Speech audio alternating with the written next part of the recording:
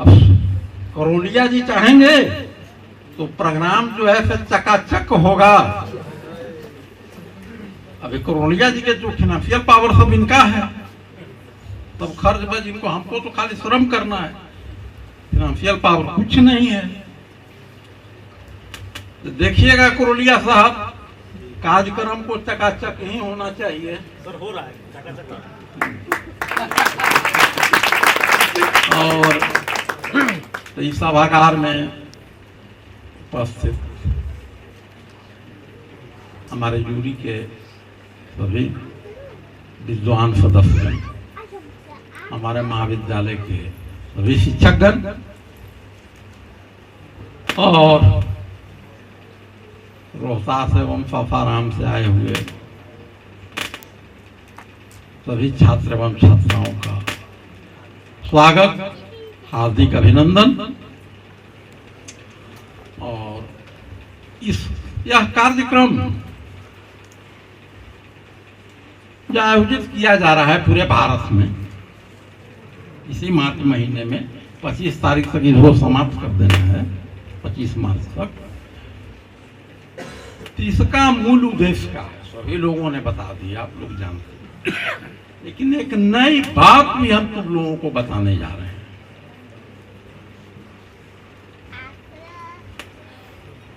वर्तमान में जो सेंट्रल गवर्नमेंट है, इसको 1 लाख किया जा रहा है। इससे आपको मौका मिलेगा विधानसभा में जाने का, संसद में जाने का। यहाँ से फिल्ट्रेशन होगा, फिर बिहार सरकार में जो फिल्ट्रेशन होगा, तब उनको जो है से विधानसभा में, लोकसभा में जाने का मौका मिलेगा। वहाँ पर जो कार्यवाही चलती है उसको देखने का मौका मिलेगा, समझने का मौका मिलेगा, और आप लोगों का अवसर जो है से बोलने का भी मिलेगा। यही उद्देश्य है। और उसमें से अपना चयन होगा तो अपना टिकट ये सब बातें होगी, ये सब भविष्य के गर्भ में है। तो फिर मैं सभी लोगों का बहुत बहुत धन्यवाद। हाथ पटाया लगल यार, गोड़िया ले ले हमार। धन्यवाद मैम। विकसित जल्दी भारत जिला स्तरीय युवा संसद कार्यक्रम में आप सबका हार्दिक स्वागत, अभिनंदन है। जैसा कि सभी लोगों ने बताया,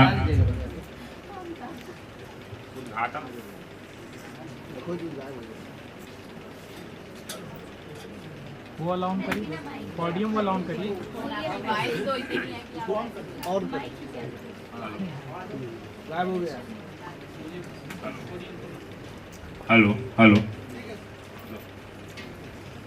उद्घाटन सत्र के बाद अब हम लोग दूसरे सत्र में प्रवेश करेंगे। जैसा कि अभी आपको सभी लोगों ने बताया,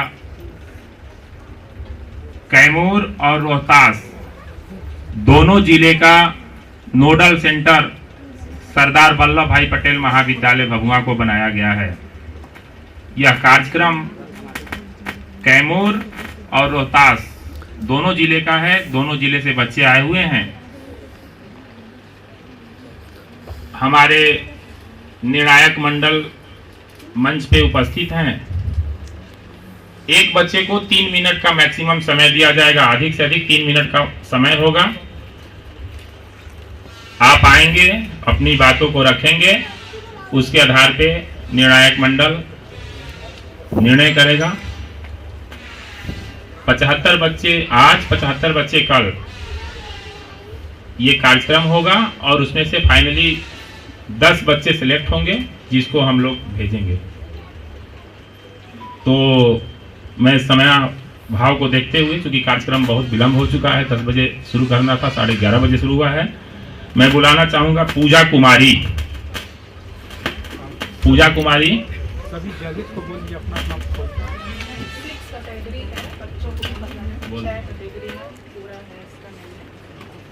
कॉलेज की बहुत गरिमापूर्ण स्थिति रही है।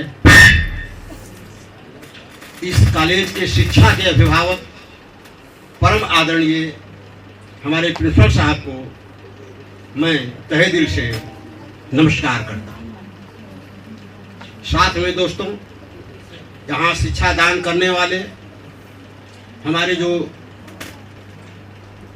शिक्षक बंधु हैं, बहन सरीखे जो शिक्षिकाएं हैं, और इस निर्णायक मंडल में जो वरिष्ठ सदस्य, इस विश्वविद्यालय के retired professor Shri Ramanand Singh ji, retired DSP Shri Dhananjay बाबू, हमारे मित्र जितेंद्र उपाध्याय जी, और एक और परम आदरणीय पुरुष रिटायर्ड डीएसपी श्री पांडे जी उपस्थित हैं। मेरे सहित इस जूरी के 5 मेंबर जो हैं, यहाँ सभी के सभी उपस्थित हैं। बंधुओं, एक बात सही है, हमारे प्रिंसिपल साहब ने संकेत दिया कि कुछ लोग यहाँ आते हैं तो कुछ बनाते हैं, और कुछ लोग यहाँ आते हैं तो कुछ मिटाते हैं।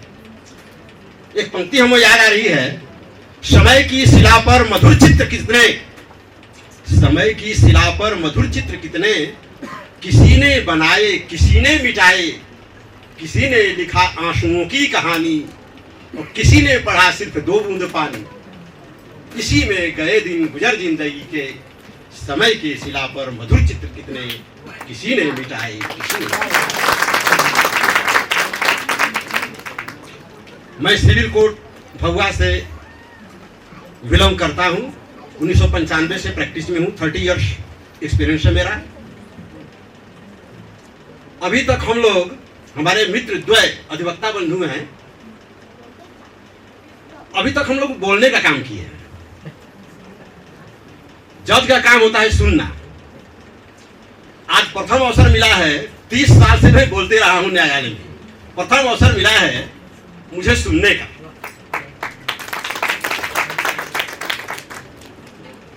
बड़ा जटिल कार्य है निर्णय देना,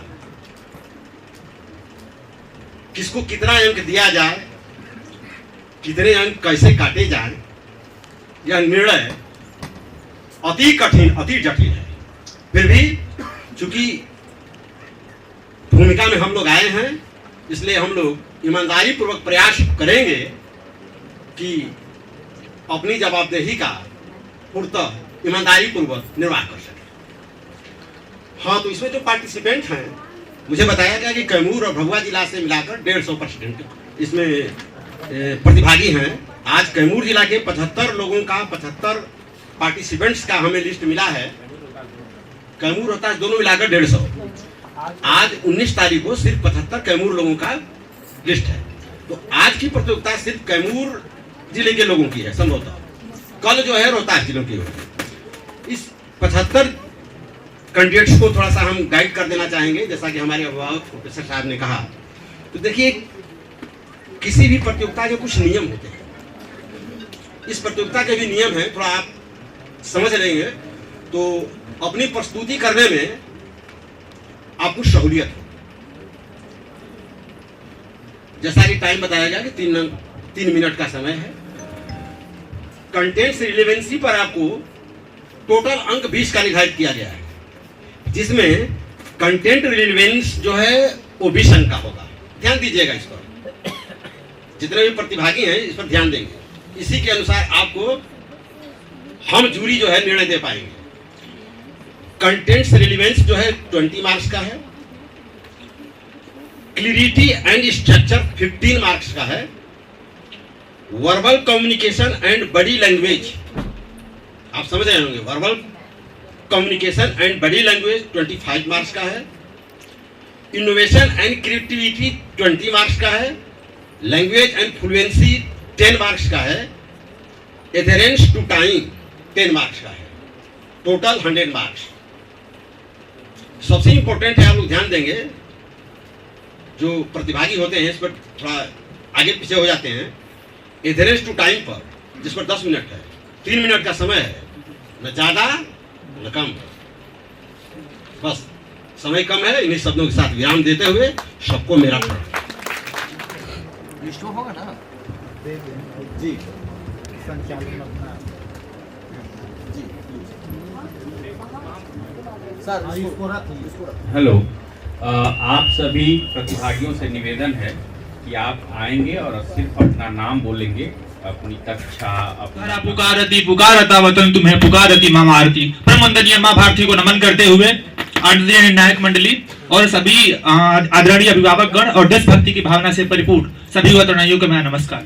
आज का जो विषय है एक राष्ट्र एक चुनाव, क्या यह आज इस भारत के समक्ष अचानक से आ गया? नहीं, यह पूर्व में हो चुका है। हम कहते हैं कि भारत को विकसित राष्ट्र बनाना है, तो हम जब भारत को विकसित राष्ट्र की परिकल्पना करते हैं तो हम कहते हैं कि हम अपनी प्राचीन संस्कृति और प्राचीन विरासत को लेकर भारत को विकसित राष्ट्र बनाएं। तो हमें ध्यान देना होगा कि जब भारत आजाद हुआ था तो आजादी के समय एक राष्ट्र और एक चुनाव का था।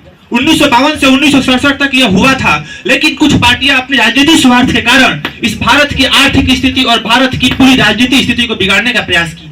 लेकिन आज पुनः हम उस परिस्थिति को वापस लाने का प्रयास कर रहे हैं। यह सिर्फ एक राष्ट्र और एक चुनाव, यह सिर्फ एक ध्येय नहीं है, यह संपूर्ण भारत की 32,87,263 वर्ग किलोमीटर में बसा इस क्षेत्रफल का पूरा एक आने वाला भविष्य है। चुनाव के माध्यम से हम देखते हैं कि सबसे अधिक मात्रा में कुछ अगर हमारे संसाधन का दुरुपयोग होता है तो वह हमारी श्रम शक्ति का उपयोग होता है, हमारे पैसे की सबसे अधिक वहां पे दुरुपयोग होता है। जिस तरह से देखते हैं कि औसतन अगर हम पिछले 2 लोकसभा चुनावों की बात करें, 2019 और 2024 के लोकसभा चुनाव औसतन 60,000 करोड़ से अधिक रुपया खर्चा हुआ है, जो किसी केंद्र शासित प्रदेश या राज्य के जीडीपी से अधिक है। विश्व के कुछ ऐसे देश है जिनकी जीडीपी इतनी नहीं है, उतना खर्चा हम सिर्फ एक लोकसभा चुनाव में करते हैं।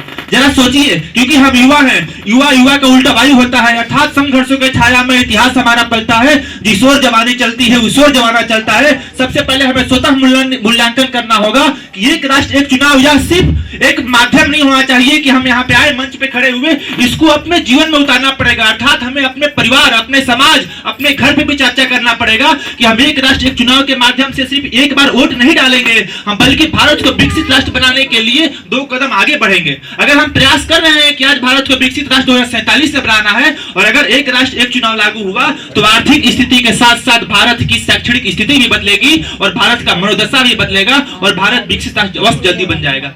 आज की परिस्थिति में देखते हैं कि जिस तरह से 18,626 पेज की जो अभी पिछले वर्ष रिपोर्ट प्रस्तुत की गई है, अगर हम सिर्फ 18,625 पेज को पेज न समझे, अगर इसको हम निर्णायक पूर्वक इस भारत जैसे देश में लागू कर देंगे तो मैं दावे के साथ कहता हूं कि जो हमारा भारत सोने का चिड़िया था, वर्तमान में आने वाले समय में भारत सोने का शेर बनेगा और इसकी दहाड़ पूरे विश्व में सुनाई देगी। उसका सिर्फ एक माध्यम यह हमारा एक राष्ट्र एक चुनाव हो सकता है। यह मनोवृत्ति हम सबको अंदर से देखना होगा। क्योंकि हम कर सकते हैं, हमने किया है। जब भारत पे आपदा आई है, हमने आपदा को अवसर में बदलने का प्रयास किया है। उसका सबसे अच्छा एग्जांपल वर्तमान विकासशील भारत में हमने कोरोना काल में देखने को मिला। जब संपूर्ण विश्व में कोरोना फैल रहा था तो हमने दवाई देकर संपूर्ण विश्व को भारत की इस मनोस्थिति को दर्शाया कि भारत आज भी अगर चाहे तो हम कर सकते हैं। भारत ने वह किया है। पिछले 2 से 3 वर्ष पहले जब उड़ीसा और आंध्र प्रदेश में लोकसभा और विधानसभा के चुनाव हुई, कुछ पार्टियां तर्क देती हैं कि इससे राजनीतिक जो छोटी पार्टियां वो खत्म हो जाएंगे, लेकिन ऐसा नहीं है। तो समय के मादाओं को ध्यान में रखते हुए मैं चंद शब्दों के साथ, हम युवा हैं, युवाओं को देश के लिए समर्पित और आगे बढ़ने के लिए चंद शब्दों के साथ अपनी वाणी को बयान देता हूँ कि दृढ़ निश्चय से ठान लिया है, होंगे सब सपने साकार, सकल विश्व में गूंज रही है भारत माँ की जय जयकार। बहुत बहुत धन्यवाद। वंदे मातरम। भारत माता की। एक राष्ट्र एक चुनाव, इसके संदर्भ में हमने देखा है कि पूरे देश में इसका चर्चा जोरों शोर से है। हमारे माननीय प्रधानमंत्री नरेंद्र मोदी जी द्वारा भी इसका समर्थन किया जा चुका है। लेकिन असल में बात यह है कि क्या हमारे समस्त राजनीतिक पार्टी और क्षेत्रीय पार्टी इसका समर्थन करेंगी, ये देखने वाली बात होगी। आप लोगों को मालूम होगा कि देश के शुरुआती 2 दशक तक इसका चुनाव किया जा चुका है, लेकिन सन 1969-70 के दरमियान राज्य के विधानसभा समय से पहले भंग हो जाने के कारण इसका क्रम टूटा और ये आज भी बरकरार है। मैं आपको बताते चलूं कि एक साथ चुनाव कराना यह भी तर्कसंगत है, क्योंकि हमने देखा है कि एक साथ चुनाव करने में हमारी देश की आर्थिक क्षति होती है। न सिर्फ आर्थिक क्षति होती है बल्कि शिक्षण संस्थानों पर हमने देखा है कि शिक्षक गण भी चुनाव में अपना योगदान देते हैं, जिससे शिक्षक नीति भी प्रभावित होती है। दूसरी चीज कि हमारे देश में बढ़ते भ्रष्टाचार और काले धन को देखते हुए ये इसको भी मानना तर्कसंगत नहीं होगा, क्योंकि देश का भ्रष्टाचार और काले धन को हमारे जनप्रतिनिधि जो होते हैं वो अपने आप को ऐसे पैसे खर्च करते हैं जो उन पर कोई प्रतिबंध नहीं है। वहीं हमारे राजनीतिक पार्टियां होती है वो मनमाने ढंग से पैसा खर्च करती हैं, जिससे स्वस्थ और निष्पक्ष चुनाव होने में यह एक बाधा है। अंत में मेरा ये व्यक्तिगत विचार है कि एक राष्ट्र एक चुनाव एक व्यक्तिगत मत मेरा है कि इसको कराने से एक मील का पत्थर साबित होगा, जिससे देश की राजनीति और प्रशासनिक तेज गति से आगे बढ़ाने में मदद मिलेगी। धन्यवाद।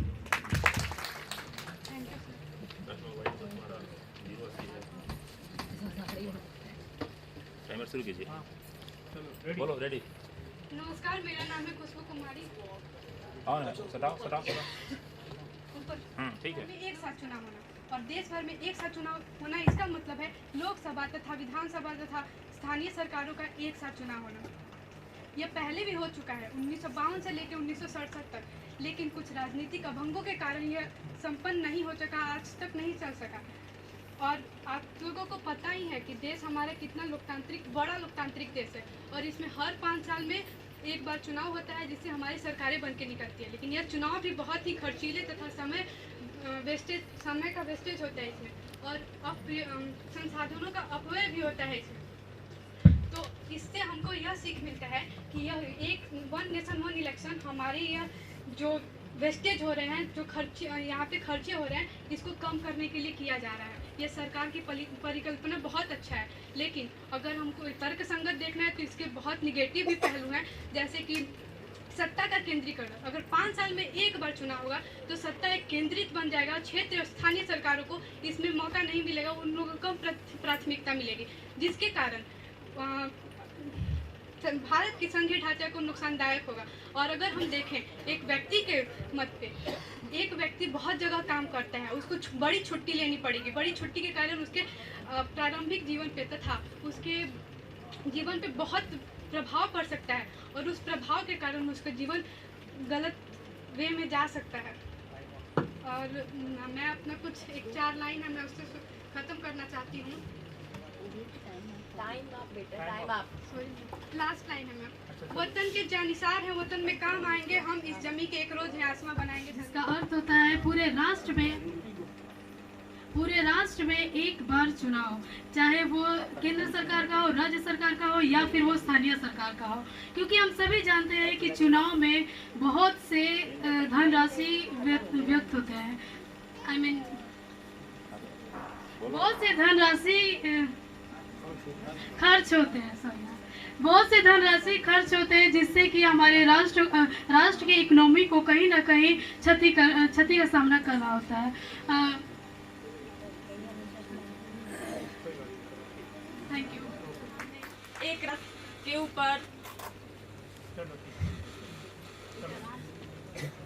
जैसा कि आपको पता है 1 सितंबर 2023 को केंद्र सरकार ने एक राष्ट्र एक चुनाव का आयोजन किया था। ये आयोजन हमारे पूर्व राष्ट्रपति रामनाथ कोविंद जी अध्यक्ष किए थे। इसका गठन 2023 में हुआ था। आपको पता है एक राष्ट्र एक चुनाव। एक राष्ट्र एक चुनाव एक ऐसा उपाय है जो भारत देश को वर्ष भर चुनाव मोड़ पर रहने से बचा सकता है। यह भारतीय चुनाव प्रक्रिया को एक नई संरचना प्रदान कर सकता है। इस प्रक्रिया के माध्यम से लोकसभा तथा विधानसभाओं के चुनाव को एक साथ कराए जाने की संकल्पना है। देख के नहीं बोलना है, ठीक है ना? आप चलिए। इस देश की तस्वीर बदलने आए हैं। नमस्कार, मैं रेखा कुमारी यहाँ उपस्थित सभी निर्णायक मंडल के सदस्यों एवं शिक्षकगण का हार्दिक अभिनंदन करती हूँ। एक राष्ट्र एक चुनाव जो हमारे देश के विकास को नई गति, एक सशक्त लोकतंत्र की नींव प्रदान कर सकता है, क्योंकि मान्यवर 1951 से लेकर 1967 तक देश के सभी चुनाव एक साथ होते थे। तब चुनावी खर्चा लगभग 4 या 5 करोड़ था, जो 2019 में बढ़कर 60,000 करोड़ हो चुका है। हमारे देश में विकास के कार्य से ज्यादा चुनाव प्रचार होते हैं, इसलिए एक राष्ट्र एक चुनाव लागू कर हम विकास के कार्यों को बढ़ावा दें, समय संसाधनों की बचत के साथ शिक्षा, चिकित्सा, पर्यावरण संरक्षण जैसे महत्वपूर्ण मुद्दों पर सरकार के ध्यान को केंद्रित कर सकते हैं।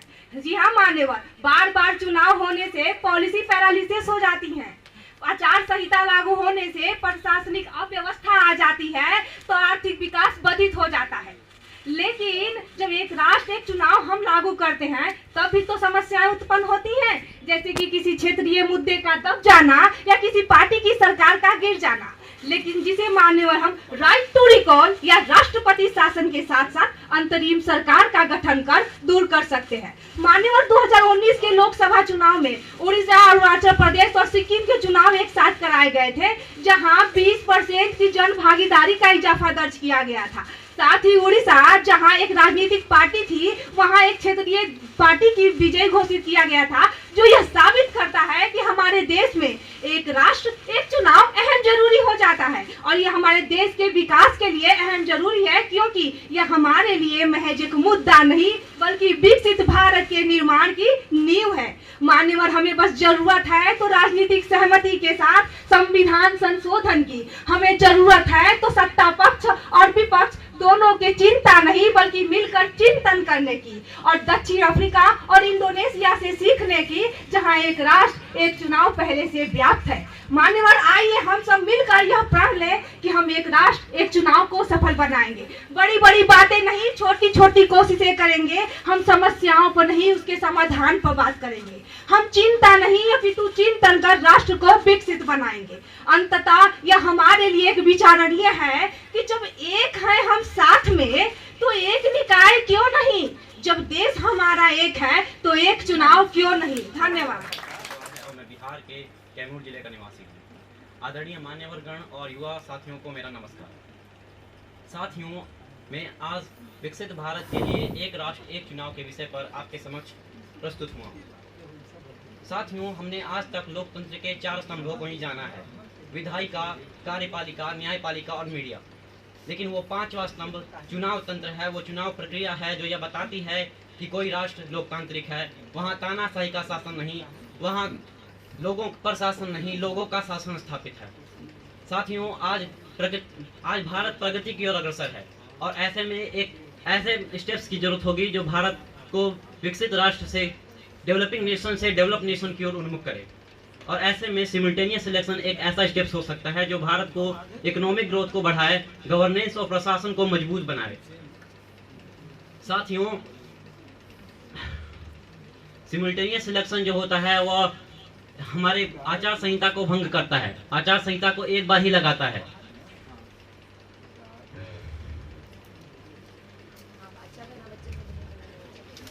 साथियों, हमारी जो सीआरपीएफ है, सीआरपीएफ सिक्योरिटी फोर्सेस होती हैं, उनको बार बार उनको डिस्टर्ब होना पड़ता है, उनकी मुख्य कार्यों से डिस्टर्ब होना पड़ता है, और उन्हें चुनावी ड्यूटी करनी पड़ती है, जिससे हमारी सीमाएं और हमारे जो इंटरनल सिक्योरिटी है उसको खतरा पहुंचता है। साथियों, हमारे पूर्व मुख्य चुनाव आयुक्त एसवाई कुरैशी के अनुसार चुनाव जो है हमारी भ्रष्टाचार का मुख्य कारण होता है, जो कि नेताओं और नौकरशाही के गठजोड़ से शुरू होता है। चुनाव के बाद नेता और नौकरशाही दोनों ही भ्रष्टाचार में संलिप्त हो जाते हैं, और यही भ्रष्टाचार का जन्म होता है। साथियों, ये तो सिर्फ सिक्के का एक पहलू है। हम अगर दूसरे पहलू को देखें तो भारत में एक राष्ट्र एक चुनाव करवाना बहुत ही जटिल प्रक्रिया है। साथियों, भारत India is a vast in geographically vast and diverse in religion, region, caste and language. और यही नहीं, India is the largest population in the world. We have 900 million voters. So regional parties को एक राष्ट्र एक चुनाव बहुत ही क्षति पहुंचाता है, हमें कोऑपरेटिव फेडरलिज्म के विषय पर भी हमें सोचने को मजबूर करता है। इसलिए मेरा मानना है कि विकसित भारत के लिए एक राष्ट्र एक चुनाव के लिए हमें पोलिंग बूथ की संख्या, मैन पावर की संख्या और ईवीएम की संख्या को बढ़ाना चाहिए, जिससे हम विकसित भारत के लक्ष्य को आखिर प्राप्त कर लेंगे और 2047 तक हम इसका संकल्प को पूरा करेंगे। तो मैं चंद पंक्तियों से खत्म करूंगा अपने वाक्य को कि कर हौसला बुलंद एक मुकाम पाएगा, कर हौसला बुलंद एक मुकाम पाएगा, तू जिंदगी को जिंदगी से जीत जाएगा। आगाज हो, हुंकार हो, नव भारत का निर्माण हो। जय हिंद, जय Bharat. Earlier in 1952 we have already done this, but after due to immature and earlier completion of the parliamentary proceedings and sessions, we have unable to do that again. But now as we are again doing and again we are coming about doing these things which are known as one nation, one election. So, as we know that already, we think that some of us, as one of the most important thing is our economy, and economic downgrade is one of the most important reason why we are suffering poverty. Today, as we are developing, one of the most important thing which are taking us away is our poverty. Then when we think about one nation, one election, it gives us a chance which not only gives us one of the most an important step to move towards the developed nation in 1947, in 2047, which we are talking about. Now, as we see the amount of money the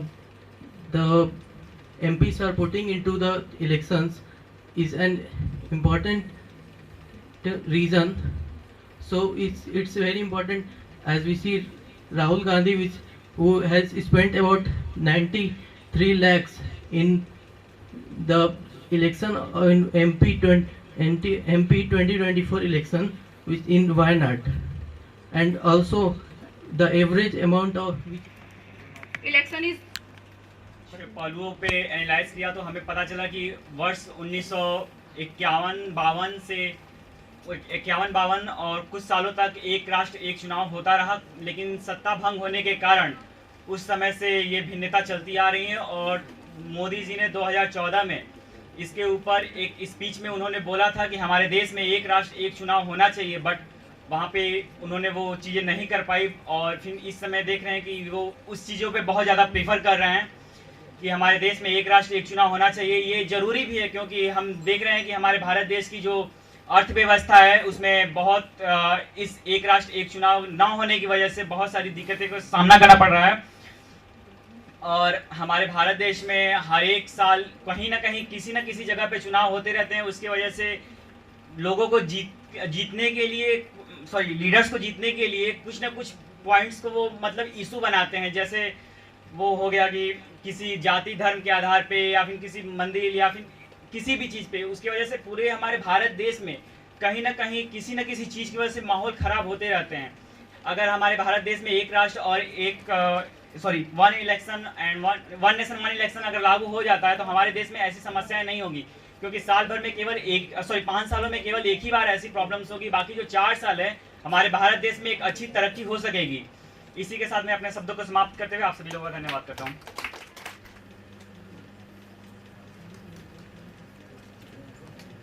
बोलो बच्चे, बोलो।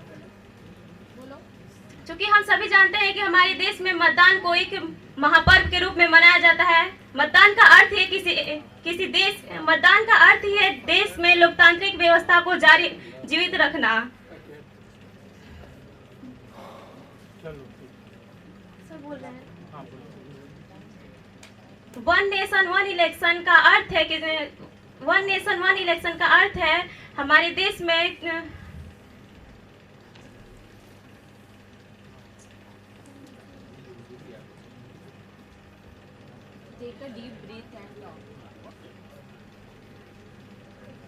One nation one election का अर्थ है हमारे देश में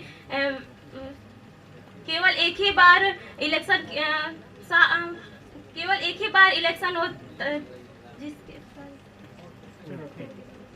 ठीक है चलो। एक राष्ट्र को समझते ही नहीं है। सबसे पहली बात तो कि मोदी जी को मैं कहना चाहूँगा कि विदेशी यात्रा बहुत करते हैं आजकल। हमारे भारत में समस्याओं की कमी है क्या? पहले भारत की समस्याओं को करिए, विदेश में जाके अन्य नए चीज़ों का उद्घाटन करते हैं। अभी कहीं गए थे, फिलहाल हम नाम नहीं लेंगे। तो यहाँ पे भारत में भी समस्या बहुत है। सबसे पहले भारत के समस्याओं को वो अच्छे से सजा दें, और उस पर ध्यान दें। ये नहीं कि विदेशी यात्रा खाली हवाई यात्रा करने से थोड़ी हो जाएगा।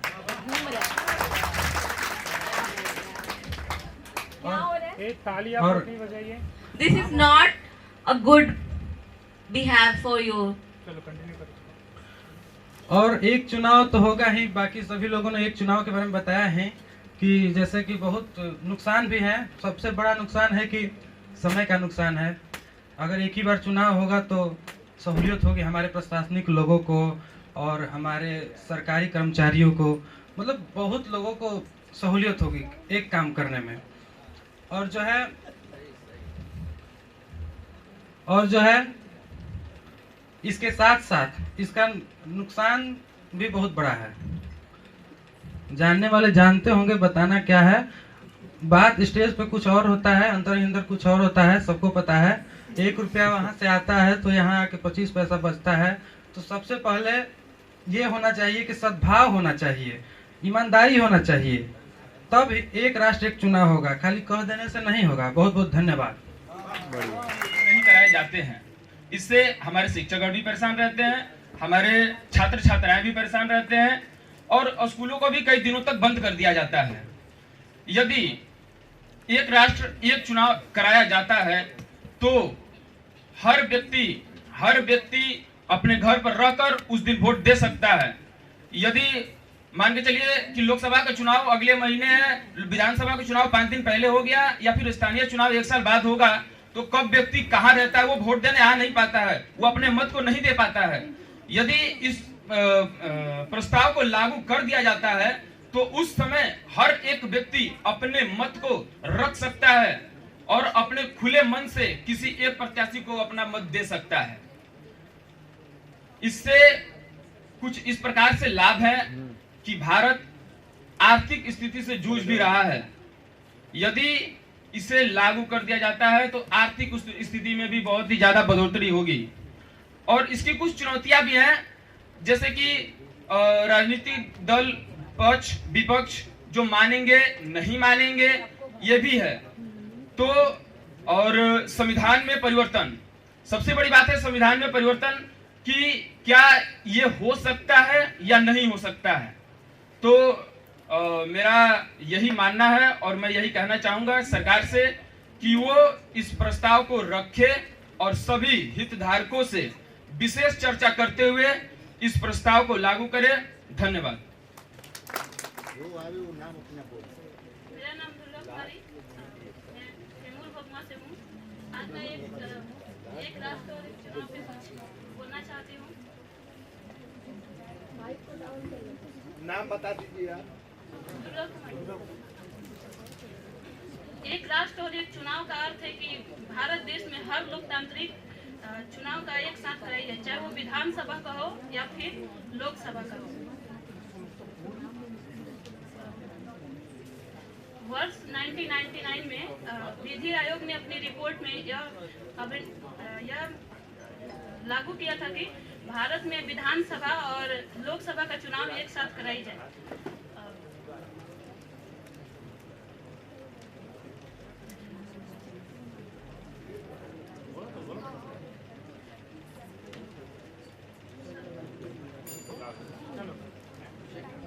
दो मन से बोलो बोलो।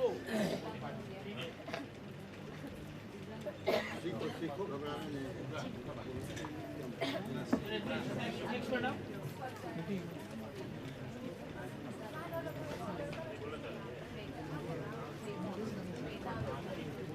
सभी युवा शक्ति को मैं श्वेता सहृदय प्रणाम करती हूँ। वन नेशन वन इलेक्शन आज का विषय सिर्फ ये नहीं है, आज का विषय ये भी है कि हमारा युवा शक्ति भारत को विकास करने के लिए वन नेशन वन इलेक्शन में किस प्रकार सहयोग करे ताकि भविष्य में ये भारत को और विकसित करने की ओर अग्रसर होगा। सबसे पहले हम इस बात पे चर्चा करेंगे कि वन नेशन वन इलेक्शन आखिर जरूरी क्यों है, क्यों हमारी गवर्नमेंट इस बात पे इतना फोकस कर रही है। तो वन नेशन एक राष्ट्र एक चुनाव का पहले हमें मतलब समझना होगा।